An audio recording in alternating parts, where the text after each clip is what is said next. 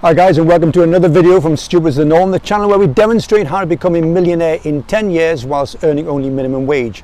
And in this video I want to explain to you why it is that when you're wealthy you have to spend like a boss.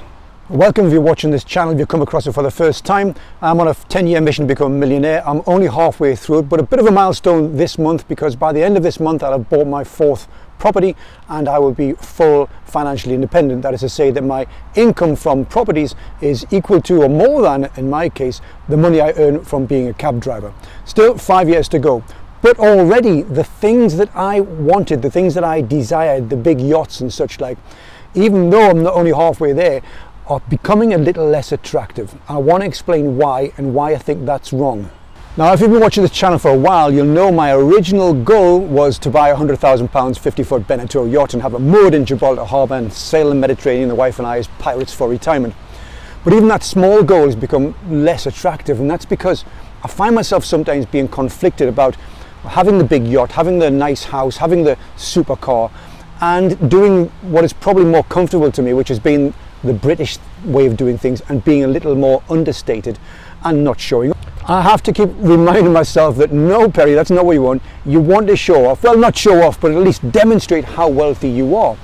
And that's because we only get one shot of this. Now, there's those people who believe we come back or there's an afterlife, but there's absolutely no evidence of that so far. But if that is the case, if you only get one shot, then you have to give it your best shot and you have to enjoy the life, the short time you have here.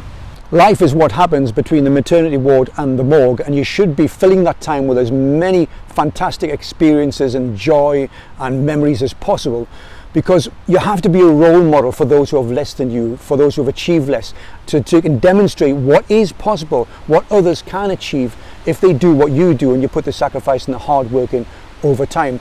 If you're not demonstrating, if you're not a role model, what are you being a role model for if you're not demonstrating your wealth? Are you just demonstrating that you can be average and average is good enough? Because I don't think average is good enough. Nobody should settle for average. You don't need to settle for average. You too can achieve great wealth. And I think you should position yourself as somebody who's done that so that others can follow you. Now, I get a lot of pushback from the frugal community who say you could be happier if you just wanted less. Well, I suppose if you wanted to eat out of bins and live like a church mouse, if that was what you wanted, then having that would make you happier for certain. But why would anybody choose to do that when there's a massive alternative where you can have and do anything you like, any experience you want you can do? Why would you choose less? That community will tell you don't need things to make you happy, that spending time with your family makes you happy, that being in nature makes you happy, that taking a little light exercise will make you happy. Yes, probably right, yes, it will make you happy. And you could do an awful lot more if you're wealthy. You can't do all that now, or as much as you choose to do, because you have to spend 8 to 12 hours a day at a job you probably hate in order to make money to pay the bills. If you're wealthy, you can do a whole lot more of that. To which they often reply, but when you're retired, you spend less, you don't need as much money. Which is just as well, because if the statistics are to be believed about the state of people's pensions, they're not going to have any bloody money when they're retired either. In my experience, the people who advocate living off little money don't have any money, and they are prepared to put in the work and the effort and the sacrifice in order to achieve that wealth, and that's why they want to discourage other people from the trappings of wealth. But those of us who were willing to put in the effort and the hard work and the sacrifice in order to become wealthy, I think have a duty to demonstrate what is possible if you're willing to do just that, what can be achieved, the things you can be, do or have once you become wealthy.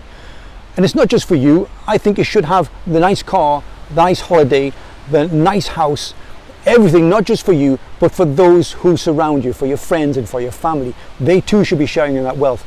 And I think we ought to be demonstrating this is possible. If you do what I do, you too can have this. And so I think we should be ostentatious. Once you've got your wealth, once you've put some away, 50% of it, in order to reinvest so it maintains your wealth, I think you should be ostentatious. It's not a crime to spend your money, and you shouldn't be afraid of doing it and sharing with those people you love. So I'm not going to be understated once I'm wealthy. I'm not going to act in the typically British fashion. I'm going to have that nice car. I'm going to have the big house. I'm going to have the yacht.